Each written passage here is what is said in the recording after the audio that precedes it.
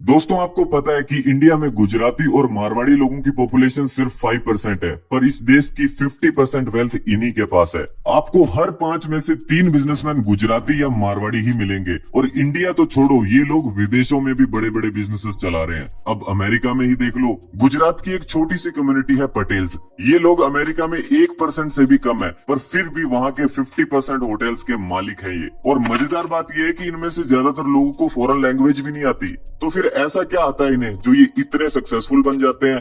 जवाब है धंधो, यानी बिजनेस। बाकी लोगों से जब बिजनेस नहीं होता तो जॉब करते हैं, गुजराती इससे उल्टा करते हैं। उनसे जब जॉब नहीं होती तब बिजनेस करते हैं। इसीलिए आज की इस वीडियो में मैं आपको मोहनीश पेबराई की बुक द धंधो इन्वेस्टर से गुजराती और मारवाड़ी लोगों की कुछ ऐसे सीक्रेट्स बताने वाला हूँ जो आपके बहुत काम आ सकते हैं। शुरू करें, चलो। तो जैसे कि मैंने बताया कि अमेरिका में पटेल्स 50% मोटेल बिजनेस ओन करते हैं, बट ये हमेशा से ऐसा नहीं था।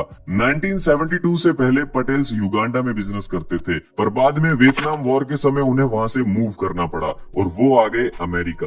अब ये उनके लिए बिल्कुल नया शहर था और उन्हें इंग्लिश भी नहीं बोलनी आती थी। तो ऐसे में व्हाइट कॉलर जॉब मिलना लेस के पैकेट में चिप्स मिलने जितना मुश्किल था। और अगर दूसरे काम देखें तो वहाँ पे कोरियन लोग ग्रोसरी बिजनेस में थे, चाइनीज लोग लॉन्ड्रीज रन करते थे, सिख और पाकिस्तानी लोग कैब ड्राइवर्स या रेंटल कार्स के काम करते थे। ऐसे में पटेल्स ने सोचा क्यों ना होटल के बिजनेस में घुसा जाए, क्योंकि वॉर की वजह से कोई बाहर तो निकल नहीं रहा, होटल्स वैसे ही लॉस में चल रहे हैं, तो ये बिल्कुल सही टाइम है होटल खरीदने का। और वैसे भी कुछ टाइम बाद जब सिचुएशन नॉर्मल हो जाएगी तो होटल का काम तो चलेगा ही। अब देखो, हम लोगों को बिजनेस में, स्टॉक मार्केट में हर जगह यही सुनने को मिलता है कि अगर हाई रिटर्न चाहिए तो हाई रिस्क लेना पड़ेगा। बट धंधो फ्रेमवर्क इस कॉन्सेप्ट को उल्टा कर देता है। ये कहता है रिटर्न तो हाई चाहिए पर रिस्क लो चाहिए। तो पटेल्स ने भी यही किया। उन्होंने देखा कि होटल के प्राइसेस बहुत गिरे हुए हैं और वो यही चीज तो चाहते थे, क्योंकि वो इस नए शहर में अपने बीवी बच्चों के साथ ऐसे ही घूम रहे थे। उनके पास ना तो रहने को कोई जगह थी और ना ही करने को कोई काम। इसीलिए जब उन्होंने देखा कि सिर्फ $5000 की डाउन पेमेंट पर उन्हें 20 रूम का मोटेल मिल रहा है, तो उन्होंने झट से पैसे अरेंज किए और फट से मोटेल खरीद लिया। अब गुजराती आदमी है तो अपना दिमाग तो लगाएगा ही। वही किया, उसने सारे वर्कर्स को काम से निकाल दिया और बीवी बच्चों से कहा उठाओ झाड़ू और शुरू हो जाओ। फिर होटल की सफाई से लेकर बेडशीट धोने तक सब काम फैमिली मेंबर्स ही करने लगे। अब तक उन्होंने ये फिगर आउट कर लिया था कि उनकी फैमिली को रहने के लिए 3-4 रूम इनफ है। इससे रेंट बचेगा और स्टाफ तो पहले ही भगा दिया तो उनकी सैलरी के पैसे भी बच जाएंगे। बचा छोटा मोटा मेंटेनेंस का काम, तो सोचा यहाँ क्यों पैसे बर्बाद करने, ये भी पटेल भाई खुद ही करने लगे। धीरे धीरे जब सिचुएशन नॉर्मल हुई तो वो लो प्राइस पर रूम प्रोवाइड करने लगे। इनके प्राइसेस इतने लो थे कि बाकी कॉम्पिटिटर्स मार्केट में कम्पीट नहीं कर पा रहे थे। और कैसे करेंगे कम्पीट, क्योंकि हद पार कंजूसी तो एक गुजराती ही कर सकता है। ऐसे उन्होंने एक लॉस मेकिंग बिजनेस को प्रॉफिटेबल बना दिया। फिर धीरे धीरे जब प्रॉफिट्स बढ़ने लगा तो उन्होंने हाई क्लास होटल्स भी खरीदने शुरू कर दिए। और ऐसे आज अमेरिका में पटेल्स 50% से ज्यादा होटल के मालिक है। तो चलो अब इस धंधो फ्रेमवर्क से हम कुछ धंधो रूल्स समझ लेते हैं। Rule number 1, invest in simple businesses. देखो, हमें पता है कि एग्जिस्टिंग बिजनेस बाय करने से बहुत फायदा हो सकता है, बट ओनली अगर हमें उसकी इंट्रिंसिक वैल्यू पता है तो। क्योंकि किसी भी बिजनेस की इंट्रिंसिक वैल्यू से ही हम ये पता लगा सकते हैं कि इस प्राइस पॉइंट पर ये बिजनेस फायदेमंद है भी या नहीं। अब सवाल ये उठता है कि इसे कैलकुलेट कैसे करते हैं। सिंपल है, आपके बिजनेस का मंथली कैश इनफ्लो और कैश आउटफ्लो कितना है, इसी के डिफरेंस से इंट्रिंसिक वैल्यू का पता चलता है। अब कैश इनफ्लो और आउटफ्लो सिर्फ सिंपल बिजनेस का ही प्रेडिक्ट किया जा सकता है। इसीलिए आपने देखा होगा कि पटेल्स ने भी मोटेल जैसा सिंपल बिजनेस मॉडल चुना। एक ऐसा मॉडल जो इजी टू अंडरस्टैंड था और रेवेन्यूज की लॉन्ग हिस्ट्री थी उनके पास। उन्होंने बस पुरानी सेल्स के बेस पर अंदाजा लगा लिया कि कम से कम इतनी सेल तो होगी ही। याद रखना, वो सिंपल बिजनेस में इन्वेस्ट करते हैं, स्टूपिड बिजनेस में नहीं। और सिंपल बिजनेस बहुत पावरफुल होते हैं। आइंस्टाइन भी कहते थे कि इंटेलिजेंस के 5 लेवल्स होते हैं: smart, intelligent, brilliant, genius and simple. उनके according simplicity highest level of intelligence है। तो धंधो फ्रेमवर्क भी सिंपल है और इसीलिए इसमें पावर है जो गुजराती और मारवाड़ी लोगों को इतना पावरफुल बनाता है। तो कहने का मतलब ये है कि सिंपल बिजनेस ही लॉन्ग टर्म में सरवाइव करते हैं और प्रॉफिट निकाल के देते हैं। ऑथर तो इतना तक कहते हैं कि अगर आपको बिजनेस समझाने में एक पैराग्राफ से ज्यादा लिखना पड़ रहा है तो इसका मतलब आपके बिजनेस में कुछ फंडामेंटल प्रॉब्लम है। सेकंड रूल है invest in business with durable modes. मोट यानी कैसल के आसपास की वो खाई जो किले को प्रोटेक्ट करती है। इसी तरह बिजनेस में भी कुछ मोड्स होते हैं। एग्जांपल से बताऊं तो मानो कोठारी लाल आपके पूरे एरिया में एक ही बार्बर है, वहीं से सभी बाल कटवाते हैं, तो जाहिर सी बात है कि उसके प्रॉफिट्स भी ज्यादा होंगे। अब अगर उसी एरिया में एक और नाई आ जाता है तो अब कोठारी लाल को प्राइस कम करना पड़ेगा, क्योंकि अब कस्टमर के पास एक और ऑप्शन है। बट अगर उसने ड्यूरेबल मोड्स बिल्ड किए अपने बिजनेस के अराउंड, तो अब नया वाला नाई भी कुछ खास नुकसान नहीं पहुंचा सकता। जैसे कि कस्टमर से फ्रेंडली वे में बात करना, कभी कभी कम प्राइस में भी बाल बना देना, कभी किसी कस्टमर के लिए जल्दी दुकान खोल लेना, ये सब चीजें कोठारी लाल के लिए मोड्स बन सकती है। ऐसा करने से कस्टमर का दुकानदार के साथ ट्रस्ट बन जाता है और फिर वो कहीं और जाने से पहले 1000 बार सोचता है।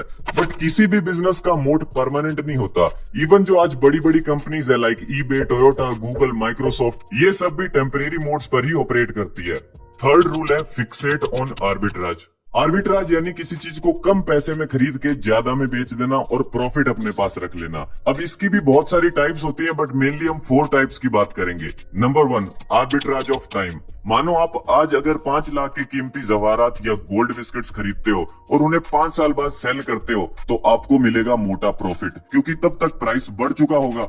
यानी कि जब हम टाइम को एक्सप्लॉइट करके प्रॉफिट अर्न करते हैं तो इसे कहते हैं आर्बिट्राज ऑफ टाइम। बहुत से ज्वेलर्स और खास करके मारवाड़ी लोग बहुत सारा गोल्ड खरीद के रख लेते हैं, क्योंकि बाद में वैसे भी इसकी कीमत बढ़ने ही वाली है। इसके बाद सेकंड है आर्बिट्राज ऑफ प्लेस। मानो आपने कुछ डिजाइनर बैंगल्स राजस्थान से खरीदे और मुंबई में सेल कर दिया हाई प्रॉफिट पर। यानी जब हम 2 प्लेसेस के बीच के डिस्टेंस को एक्सप्लॉइट करके प्रॉफिट अर्न करते हैं तो इसे कहते हैं आर्बिट्राज ऑफ प्लेस। आपने देखा होगा बड़े बड़े ट्रेडर्स यही करते हैं। वो कपड़े और मशीनरी पंजाब से खरीदते हैं, डिजाइनर साड़ीज गुजरात से खरीदते हैं और टी कॉफी आसाम से खरीदते हैं और बाद में उन्हें अलग अलग स्टेट्स में सेल कर देते हैं। थर्ड है आर्बिट्राज ऑफ वैल्यू। ये मेरा पर्सनल फेवरेट है। इसे हम ऐसे समझते हैं, मानो आपको किसी की बर्थडे पार्टी की डेकोरेशन का काम मिला है। अब आपने बैलून्स, स्टिकर्स, केक, लाइटिंग, इन सब चीजों पर 5000 रुपए स्पेंड किए। फिर 4-5 घंटे बैठ के पूरा रूम डेकोरेट किया। जब सारा काम हो गया तो आपने चार्ज किए 8000 रुपए। इसे कहते हैं आर्बिट्राज ऑफ वैल्यू। यानी कि देखा जाए तो आपका खर्चा 5000 का ही हुआ है, बट डेकोरेशन करके जो टोटल वैल्यू आपने दी है वो 5000 से ज्यादा की थी, इसीलिए आपको 8000 रुपए मिले। ऐसा हर जगह होता है। लाइक आप मैकेनिक से गाड़ी रिपेयर करवाओ, चाहे घर में किचन बनवाओ या फिर पूरा घर बनवाओ, इन सभी को वैल्यू के बेस पर ही पे किया जाता है। फोर्थ है धंधो आर्बिट्राज। इस आर्बिट्राज का मतलब है किसी चीज को तब खरीदो जब उसकी प्राइस नॉर्मल से भी नीचे गिरी हुई है, ताकि वो हमें कम से कम दाम में मिल सके, और बाद में उसे हाई प्राइस पर सेल कर दो ताकि ज्यादा से ज्यादा प्रॉफिट बन सके। धंधो फ्रेमवर्क में लोग ये सोच के चलते हैं कि बिजनेस हो तो ऐसा हो जिसमें रिस्क कम और रिवॉर्ड ज्यादा हो। इसीलिए पटेल्स ने भी $5000 की डाउन पेमेंट पर प्रॉपर्टी ले ली, क्योंकि उन्हें पता था कि ज्यादा से ज्यादा $5000 ही जाएंगे। इसके अलावा तो हमारे पास कुछ है नहीं खोने को। उनकी बड़ी सिंपल सी फिलॉसफी है, heads I win, tails I don't lose much. इसीलिए आप देखोगे ये लोग पैसे गवाते कम और कमाते ज्यादा है। फोर्थ रूल है invest in copycats rather than the innovators. McDonald's की स्टोरी पता है आपको? ये कंपनी एक ठेले से शुरू हुई थी और शुरुआत की थी मैकडॉनल्ड्स ब्रदर्स ने। फिर उनके शहर सैन बर्नार्डिनो में लोगों को उनके हैमबर्गर्स बहुत पसंद आने लगे।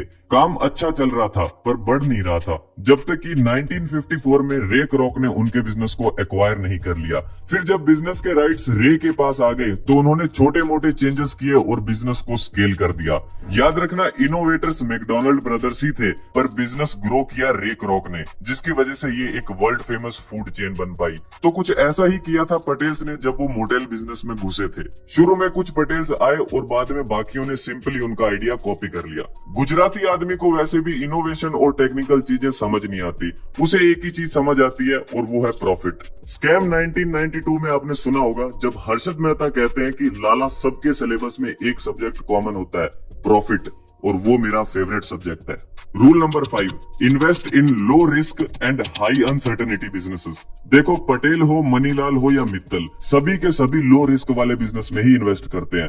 यानी जिन बिजनेसेस का रेट ऑफ चेंज बहुत स्लो होता है उन्हीं में इन्वेस्ट करते हैं। आप देखोगे जो भी बड़ी बड़ी सोशल मीडिया कंपनीज है लाइक फेसबुक, लिंक्डइन, इंस्टाग्राम, इन सब का रेट ऑफ चेंज बहुत फास्ट होता है। जब तक किसी चीज का ट्रेंड है तभी तक ग्रोथ है, फिर डिक्लाइन आ जाता है। इसीलिए ये हाई रिस्क वाली कैटेगरी में आती है। वहीं दूसरी तरफ है consumer based product companies like Coca Cola, Dabur, Relaxo. इन सब का रेट ऑफ चेंज बहुत स्लो होता है, ये जल्दी से मार्केट लूज नहीं करते, मतलब ये लो रिस्क वाली कैटेगरी में आती है। और देखा जाए तो ऐसा ही किया था पटेल्स ने भी। उन्होंने ऐसा बिजनेस मॉडल चुना जिसमें रेट ऑफ चेंज बहुत स्लो है, अगले 10, 20, इवन 50 साल तक ज्यादा कुछ चेंज होगा ही नहीं, तो रिस्क कहाँ है। इसीलिए ये धंधो रूल कहता है कि always invest in low risk businesses.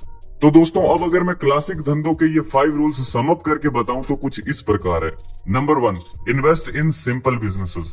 Number 2, invest in businesses with durable moats. Third है आर्बिट्राज को समझो।